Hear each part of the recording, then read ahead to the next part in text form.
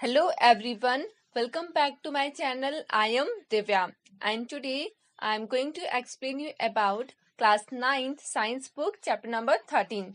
तो in this chapter we will discuss about why do we fall ill, है ना। तो ऑलरेडी इसके मैंने 2 पार्ट्स कवर कर चुके हैं। तो पार्ट 1 में हमने बात की थी हेल्थ और डिसीज क्या होते हैं, जो हेल्थ है उनका बेसिक सिग्निफिकेंस क्या होता है, एक्यूट एंड क्रोनिक डिसीज के बारे में बात की थी। वही हमने पार्ट 2 में देखा था कि डिसीज के पीछे क्या कॉज होता है, ठीक है, कौन कौन से माइक्रोब्स होते हैं जो उस पर्टिकुलर डिसीज को कॉज करते हैं, है ना।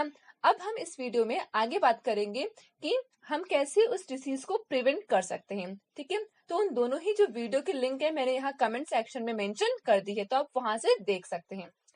तो आइए स्टार्ट करते हैं। देखो अब क्या प्रिंसिपल है क्या इस पर्टिकुलर डिसीज को ट्रीटमेंट के लिए। तो हमने देखा होगा अभी तक हमने जितना भी पढ़ा है तो उससे हमें ये समझ में आया है कि कोई भी जो डिसीज है उसको ट्रीट करने के लिए बेसिकली 2 वे हो सकते हैं, ठीक है, 2 रास्ते हो सकते हैं। पहला तो पर्टिकुलरली हम क्या करें, जो डिसीज हुई है उसका जो इफेक्ट हो रहा है हम उस पर्टिकुलर इफेक्ट को क्या कर दें, रिड्यूस कर दें, कम कर दें। और दूसरा रास्ता, दूसरा वे ये है कि हम जो डिसीज हो रही है ना, तो उस डिसीज का जो वो किस वजह से हो रही है ना, तो पर्टिकुलर उस ऑर्गेनिज्म को ही किल कर दें, उस पर्टिकुलर ऑर्गेनिज्म को ही मार दें। तो ये 2 ऐसे वेज है जिसके थ्रू हम क्या कर सकते हैं, प्रिवेंट कर सकते हैं। तो अगर देखो अगर हम पहली बात करें कि हम ऐसा कोई ट्रीटमेंट प्रोवाइड करें जिस वजह से जो सिम्टम्स प्रोड्यूस हो रहे हैं, है ना, वो क्या हो जाए, रिड्यूस हो जाए, वो कम हो जाए। अब देखो बेसिकली सिम्टम्स कैसे हो, बिकॉज ऑफ इन्फ्लेमेशन। अगर सपोज करो हम ऐसे कोई मेडिसिन ले रहे हैं, ठीक है, उसके बाद क्या होगा, अगर हमें फीवर है तो फीवर क्या हो जाएगा, कम हो जाएगा, है ना। या तो जो पेन हो रहा है वो क्या हो जाएगा, रिड्यूस हो जाएगा, ठीक है।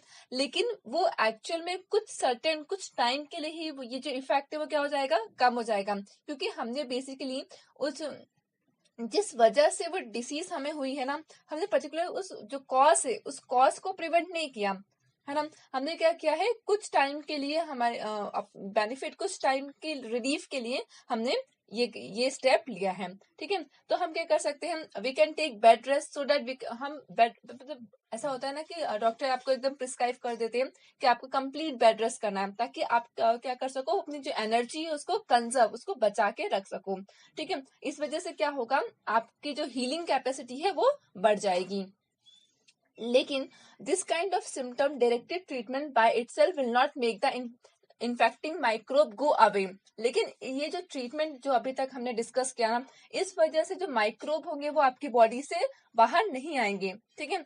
और जो डिसीज है ना वो प्रॉपर तरीके से क्योर्ड नहीं हो पाएगी, ठीक है। तो हमें कोई पर्टिकुलर डिसीज है उसको प्रॉपर क्योर करने के लिए क्या रिक्वायरमेंट होगी कि हम पर्टिकुलर जो माइक्रोब्स है उसको किल कर दें, ठीक है। अब हम कैसे किसी माइक्रोब्स को किल कर सकते हैं इसके बारे में देखते हैं।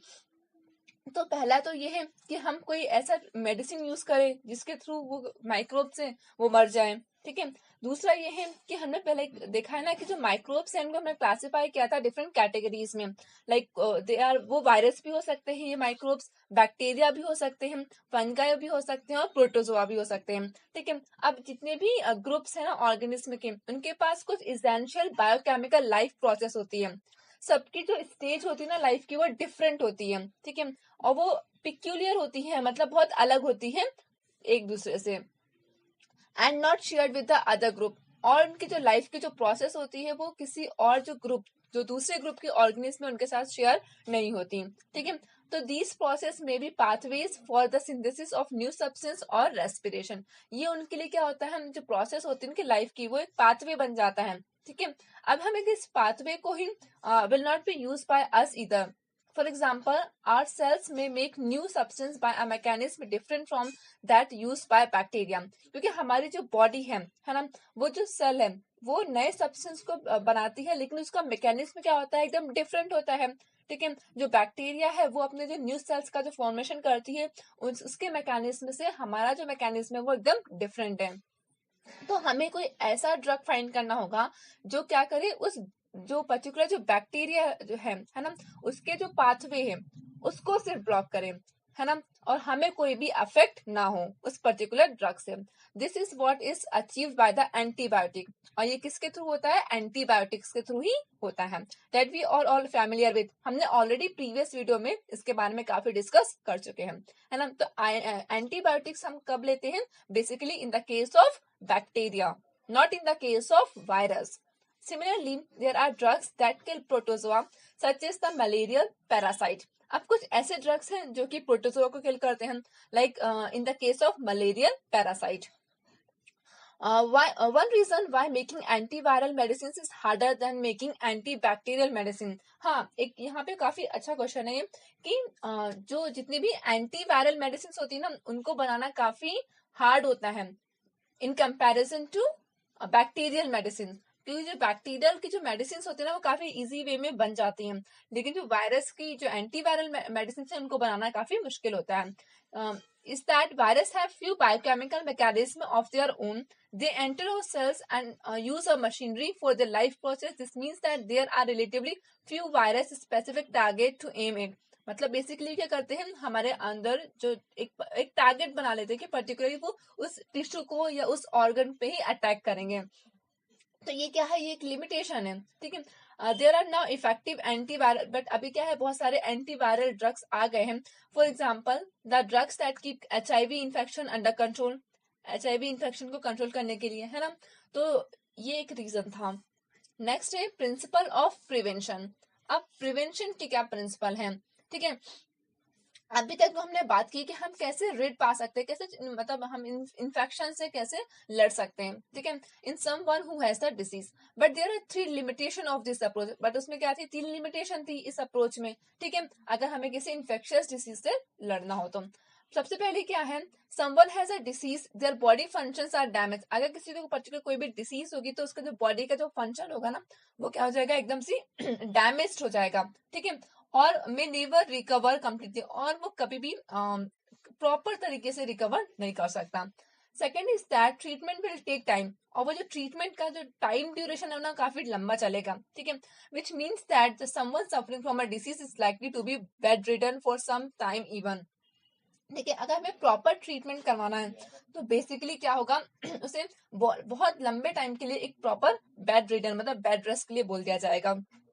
और थर्ड जो लिमिटेशन आती है वो ये है, अगर कोई भी पर्सन अगर वो इन्फेक्शियस डिसीज से सफर कर रहा है as the source from where the infection में स्प्रेड टू अदर पीपल, तो वहां क्या हो सकता है कि वो इन्फेक्शन है ना दूसरों पीपल तक भी स्प्रेड होने के चांसेस बढ़ सकते हैं, ठीक है। तो इससे क्या होगा कि इससे मल्टीप्लीकेशन ऑफ अबव डिफिकल्टीज, मतलब बहुत सारी क्या होगी डिफिकल्टीज का सामना करना पड़ेगा, ठीक है।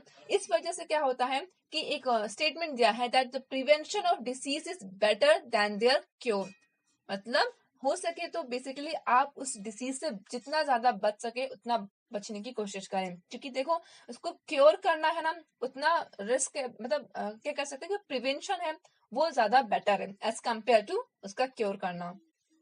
अब हम कैसे बच सकते हैं, देयर आर 2 वेज, ठीक है। सबसे पहले एक जनरल और एक स्पेसिफिक है, ठीक है। The general way of preventing infection mostly relate to preventing exposure. How can we prevent exposure to infectious microbes if we look at the means of the spreading. अगर हम बात करें, हम देखें कि वो पर्टिकुलर जो डिसीज है वो कैसे स्प्रेड हो रही है, ठीक है, we can get some easy answer for airborne microbes. हमने बात की थी ना 3 तरह के माइक्रोब्स होते हैं, मतलब 3 वेज के थ्रू जो माइक्रोब्स है वो स्प्रेड करते हैं डिसीज को। पहला एयरबोर्न, दूसरा वाटरबोर्न और तीसरा था वेक्टरबोर्न, ठीक है। तो हम एयरबोर्न जो माइक्रोब्स होते हैं ना, we can prevent exposure by providing living conditions that are not overcrowded। मतलब अगर कहीं ज्यादा ओवर क्राउडेड भीड़ भाड़ वाली जगह नहीं होगी, ठीक है, तो वहां पे ये एयरबोर्न जो माइक्रोब्स होंगे वो ऐसे पर्टिकुलर कोई डिसीज कॉज ही नहीं कर पाएंगे, है ना। अगर वाटर बोर्न माइक्रोब्स होंगे तो उनको हम प्रिवेंट कर सकते हैं by providing safe drinking water, है ना। This can be done by treating the water to kill any microbial contamination. और वेक्टर बोर्न इन्फेक्शन होगा, ठीक है, तो we can provide clean environment. अगर हम अपना जो इन्वायरमेंट है उसको क्लीन रखेंगे तो वहां भी ये ऐसे कोई जो वेक्टर बोर्न इन्फेक्शन है उसके होने के चांसेस कम हो जाएंगे। This would not, for example, allow mosquito breeding ठीक है। तो इस वजह से क्या जो मॉस्किटो जो ब्रीड करते हैं, है ना, वो भी नहीं पॉसिबल नहीं हो पाएगा। Public hygiene is one of the basic की, है ना, जितने हम ज्यादा अपने आप को सैनिटाइज करेंगे, हाइजीनिक रहेंगे, ठीक है, उतने ज्यादा ही हम इन डिसीज से दूर रहेंगे। In addition to these issues that relate to the environment, there are some other general principles to prevent infectious disease. इनके अलावा भी कुछ जनरल प्रिंसिपल्स हैं जिस वजह से हम पर्टिकुलर कोई infectious disease है उससे प्रिवेंट कर सकते हैं। To appreciate those principles, let us ask a question we have not looked at so far. Normally, we are faced with infection every day. Like basically हम कोई ना कोई infections हमें फेस करते रहते हैं, है ना। अगर कोई सफर कर रहा है कोल्ड या कफ है उसे क्लास में, ठीक है, it is likely that the children is, अब वो कोई सपोज करो कोई पर्सन है, कोई स्टूडेंट है ना, वो क्लास में है, उसे पर्टिकुलर कोई डिसीज सपोज करो उसे कफ हो गया या कोल्ड हो गया, ठीक है। अब उस वजह से वो क्या है, वो बेसिकली जितने और स्टूडेंट्स हैं अपने जो फ्रेंड सर्कल उनके कांटेक्ट में आ रहा है, उनके साथ बैठ रहा है, लंच कर रहा है, ठीक है। तो इस वजह से क्या होगा, वहां पे उस पर्टिकुलर जो इन्फेक्शन है उसके स्प्रेड होने के चांसेस क्या हो जाएंगे, बढ़ जाएंगे। But all of them do not actually suffer from the disease, लेकिन जरूरी नहीं कि सबको वो डिसीज हो, ठीक है। This is because the immune system of our body is normally fighting off microbes. क्योंकि देखो अगर जितना ज्यादा हमारा अच्छा इम्यून सिस्टम होगा उतनी ज्यादा हम फाइट कर सकेंगे माइक्रोब से, ठीक है। We have cells that specialize in killing infecting microbes. क्योंकि हमारे पास कुछ बेसिक सेल्स होते हैं जो कि स्पेशलाइज, उनका काम यही होता है कि जितने भी इन्फेक्टिव, जितने भी ऐसे माइक्रोब्स हैं जो इन्फेक्शन कॉज करते हैं उनको किल करता है, ठीक है। और ये जो सेल्स है वो हर टाइम क्या होता है, अपने काम करता रहता है, ठीक है। If they are successful we do not actually come down with any disease. अगर ये जो सेल है अगर वो अपना काम अच्छे से करते रहेंगे तो हमें कोई भी डिसीज नहीं होगी। अब जो इम्यून सेल्स है वो manage to kill off the infection long before it assume major proportion. As we noted earlier, if the number of infective, हमने पहले ही पढ़ चुका है, अगर नंबर ऑफ माइक्रोब्स ज्यादा होंगे, ठीक है, तो ज्यादा चांसेस होंगे इन्फेक्शन के, ठीक है। अगर वहीं पे नंबर ऑफ माइक्रोब्स के कम होंगे हमारे बॉडी में तो हम उतने मेजर रिस्क में नहीं होंगे। So one way of looking at severe infectious disease is that it represents a lack of success of the immune system. तो बेसिक रीजन क्या हुआ, अगर आपका इम्यून सिस्टम स्ट्रांग नहीं है तो बेसिकली आपके पास आप ज्यादा रिस्क स्टेज पे हो, ठीक है, आपको वो पर्टिकुलर डिसीज हो सकती है। Will not be good if proper and sufficient nourishment and food is not available. अब कैसे ये जो हमारा इम्यून सिस्टम है हम कैसे उसको बूस्ट अप कर सकते हैं, तो by taking good and proper and sufficient nourishment of food, ठीक है। Therefore, the second basic principle of prevention of infectious disease is the availability of proper and sufficient food. पहला क्या हैगा कि आपका इम्यून सिस्टम काफी स्ट्रांग होना चाहिए। दूसरा, उस इम्यून सिस्टम को स्ट्रांग करने के लिए आपके पास प्रॉपर अवेलेबल होना चाहिए प्रॉपर एंड सफिशिएंट फूड, ठीक है। नेक्स्ट है these are the general ways. ये तो क्या थे, कुछ जनरल वेज थे जिसकी वजह से हम अपने आप को बचा सकते हैं, प्रिवेंट कर सकते हैं किसी भी पर्टिकुलर इन्फेक्शन से।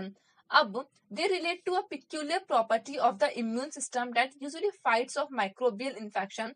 Late us cite an example to try and understand this property. देखो अभी क्या होता है, दीज डेज इज नो, अभी क्या है, कहीं भी स्मॉल पॉक्स नहीं है anywhere in the world, but as recently as 100 year ago, लेकिन लाइक हम बात करें कम से कम 100 ईयर एगो पहले जाए तो क्या होता है, स्मॉल पॉक्स क्या था, एक एपिडेमिक बन गया था, ठीक है। वो मतलब हर 2/3 जो पर्सन थे उनको स्मॉल पॉक्स हो रहा था, ठीक है। Used to be very afraid of coming near, मतलब फिर लोग क्या हो गए, बहुत डरने लगे। Some were suffering from the disease since they were afraid of catching the disease, ठीक है। वो क्या होता है एक्चुअली एक कम्युनिकेबल डिसीज है। अगर पर्टिकुलर कोई एक पर्सन को हुआ है तो अगर वो उसके कॉन्टेक्ट में आएगा तो बेसिकली उसको भी हो जाएगा, ठीक है। However, there was one group of people who did not have this fear. These people would provide nursing care for the victim of smallpox. This was a group of people who had smallpox earlier and survived it, although with a lot of scaring. In other words, if you had smallpox once, there was, हाँ, अगर आपको एक बार smallpox हो गया ना तो इसके बाद चांसेस नहीं है कि आप उससे फिर दोबारा सफर करोगे. So having the disease once was a means of preventing subsequent attack of the same disease. ठीक है, क्योंकि अगर आपके बॉडी में एक बार आपको कोई डिसीज हो गई तो ऐसा इसके नेक्स्ट टाइम उस पर्टिकुलर डिसीज के होने के चांसेस थोड़े कम हो जाते हैं। क्योंकि देखो हमारा जो इम्यून सिस्टम है ना, उसने एक बार उस वायरस को देख लिया है, ठीक है, तो वो अब अपने आप को जब नेक्स्ट टाइम वो डिसीज हमें होगी ना, तो हमारा जो इम्यून सिस्टम है वो उससे फाइट करने के लिए अपने आप को तैयार कर लेगा, ठीक है। So the next time that particular microbe or its close relative enter the body, the immune system responds with even greater vigor, और उससे वो ज्यादा अच्छे से लड़ेगा. This eliminates the infection even more quickly than the first time around. तो ये था basis of the principle of vaccination, ठीक है। उसके बाद क्या हुआ, वैक्सीनेशन हमारे यहाँ पे यूज में आया, ठीक है। We can now see that there is a general principle. We can fool the immune system into developing a memory for a particular infection by putting something that mimics the microbe we want to vaccinate against into the body. अभी vaccinate क्या होता है, basically हमारा जो immune system है उसको फूल मतलब उसको बेवकूफ बनाता है, ठीक है। This does not actually cause a disease, ये कोई डिसीज को कॉज नहीं करता है। वैक्सीनेशन के थ्रू क्या करते हैं, जो भी माइक्रोब्स है ना जो मर जाते हैं उनको हम हमारे बॉडी में एंटर करते हैं, ठीक है। उसकी वजह से हमारा जो इम्यून सिस्टम है वो पर्टिकुलरली उन माइक्रोब से लड़ता है, ठीक है। और फिर जब नेक्स्ट टाइम हमें उस पर्टिकुलर डिसीज होती है ना, तो उससे वो ज्यादा अच्छे तरीके से इफेक्ट मतलब ज्यादा अच्छे तरीके से फाइट करता है। Range of infectious disease and provided disease specific means of prevention. There are vaccines against, देखो बहुत सारी वैक्सीन आ गई हैं अब तो। टिटनेस के लिए वैक्सीन है, डिप्थीरिया के लिए, whooping cough, measles, polio and many others. These form the public health programme of childhood. Like जब हम छोटे होते हैं ना चाइल्डहुड में, है ना, तो उसी टाइम पे हमें ये वैक्सीनेशन करवा लिया जाता है, जिस वजह से हम जो फ्यूचर में कभी ऐसे कोई चांसेस ना हो। Immunization for preventing infectious disease. Of course, such a program can be useful only if such health measures are available to all children. Can you think of reason why this should be so? Some hepatitis virus which cause jaundice. कुछ hepatitis virus होते हैं जो कि क्या cause करते हैं, jaundice. वो transmit होते हैं water के through, ठीक है। अब there is a vaccine for one of them, hepatitis A in the market. अब इसके लिए एक वैक्सीन है hepatitis A, ठीक है। But the majority of children in many part of India are already immune to hepatitis A by the time they are 5 years old, ठीक है। लेकिन यहाँ पे बेसिकली इंडिया में क्या है, बेसिकली 5 years के ओल्ड में ही बहुत सारे ऐसे बच्चे हैं जो ऑलरेडी इम्यून हो चुके हैं हेपेटाइटिस ए से। This is because they are expose to the virus through water, ठीक है। Under these circumstances would you take the vaccine. क्या इस सर्कमस्टेंसेस के थ्रू आप वैक्सीन ले सकते हो, ठीक है। तो ये बेसिक चैप्टर था। Thank you, stay connected for more video and if you like this video please share with your friends.